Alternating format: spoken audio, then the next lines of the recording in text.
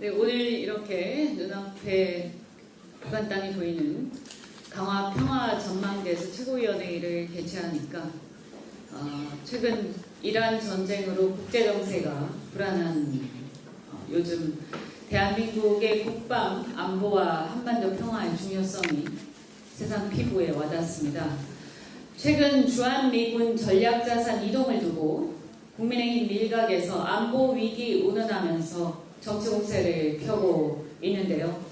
이는 시대에 뒤떨어진 낡은 안보 프레임으로 국민 불안을 야기하고 정치적 공포를 조장해서 정략이 이용하려는 술수에 지나지 않습니다. 러시아 우크라이나 전쟁과 최근의 중동 분쟁을 통해서 입증되었듯이 이미 현대전의 문법은 빠르게 바뀌고 있습니다. 오늘날 안보는 병력 숫자가 아니라 위성통신망, 인공지능, 우주항공 기술, 빅데이터 기반 역량이 중요합니다. 따라서 우리 대한민국 역시 첨단 방산과 기술 역량을 기반으로 글로벌 안보 협력 속에서 역할을 확대하고 있으며 주한미군의 전력 운용은 글로벌 안보 환경에 따라서 조정되는 것이 오늘날 포괄적 경제 안보 동맹의 현실입니다. 현재 보면 과거에 일방적으로 의존해오던 안보 중심의 동맹에서 지난번 에이펙 회담에서도 확인되었듯이 대통령께서도 말씀하셨다시피 포괄적 경제 안보 동맹으로 확대되고 있고, 최근에 보면 호르무즈 해협에서의 원유, 에너지 공급망과 수송선 확보 등 이러한 포괄적 동맹에서 일정한 역할을 분담하는 것도 상당히 필요하기 때문에 이 부분은 우리의 글로벌 안보 환경에 따라서 조정되는 동맹의 일환이다, 이렇게 인식해야 한다고 생각합니다. 이재명 대통령도 어제 말씀하셨듯이 우리의 국방비 수준이나 대한민국의 방위산업 발전 정도, 국제적 군사력 순위 등의 객관적인 상황, 여기에 우리 국군 장병의 높은 사기와 책임감 등을 고려하면 국가 방위 자체에 대해서 전혀 우려할 상황이 아니라는 점 또한 분명히 말씀드립니다. 이미 우리의 천공2 같은 방공 기술들이 아랍에미리트를 비롯해서 많은 나라에 수출되고 지금 부족한 상황 아닙니까? 우리 민주당은 이재명 정부와 힘을 합쳐서 국민 여러분이 안보에 대해서 추호도 우려하지 않으시도록 강한 국방력, 첨단 기술, 굳건한 동맹을 바탕으로 전쟁을 억제하고 한반도 평화를 지켜나가겠습니다. 어제 국민의힘에서 모 유튜브 방송에서 찌라시 수준도 안 되는 음모론을 근거로 공소 취소 거래서를 퍼뜨리며 이재명 대통령을 공격하고 있어서 한마디 하겠습니다. 법률가들이 국민의힘에 굉장히 많을 텐데 공소 취소 제도에 대해서 모르실 리가 없다고 생각합니다.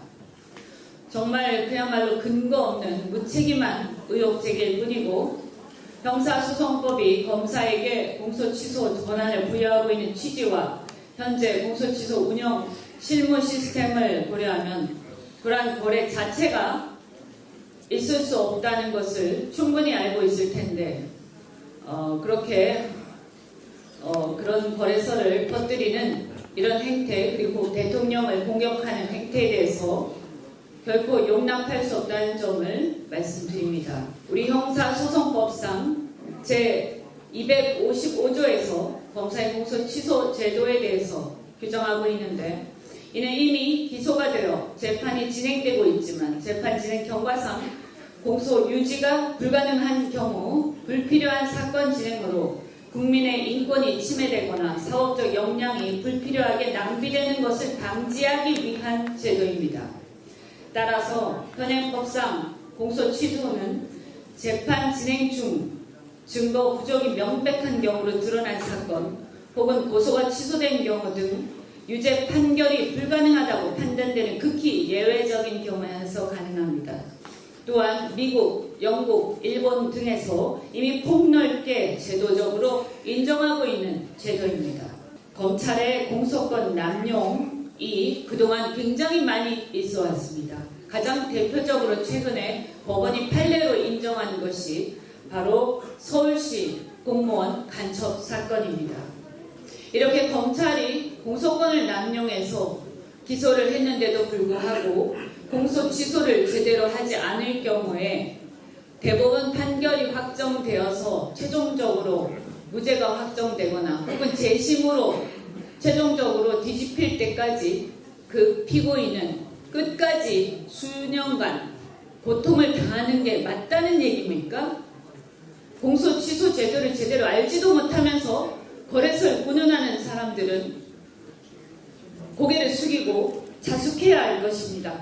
인권에 대해서 알지도 못하면서 어떻게 이런 고통받은 사람들에 대해서 무시하고 이런 얘기를 할 수가 있습니까?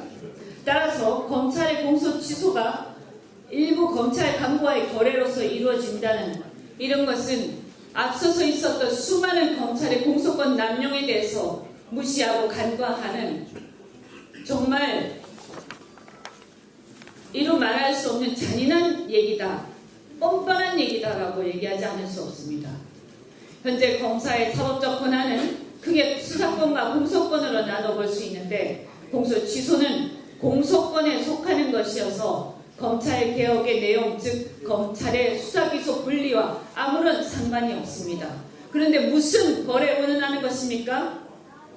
아무 말 대잔치로 말을 만들어내고 그런 근거 없는 찌라시 수준의 음모론은 그대로 인용해서 대통령과 정부를 공격하는 국민의힘은 자성해야 할 것입니다.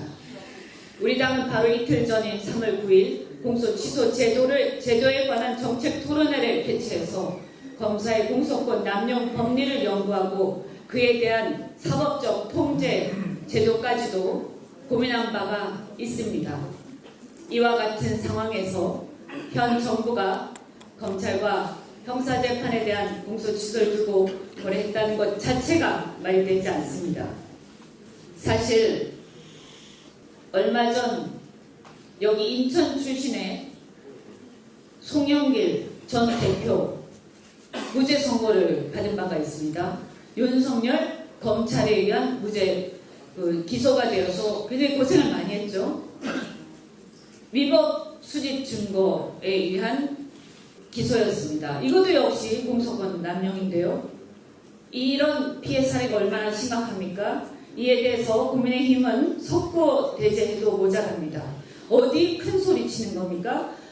물론 가짜뉴스의 폐해를 근절하는 대책, 그리고 이러한 통제되지 않는 사각지대에 놓인 뉴미디어에 대한 대책 심각하다고 생각하고 당과 국회 차원에서 철저히 대책을 세우겠습니다. 하지만 이런 것들을 이용해서 대통령과 정부를 공격하는 국민의힘은 자성하고 윤석열 정부가 만들어낸 그 검찰이 만들어낸 해악에 대해서 석고대죄부터 하시기 바랍니다.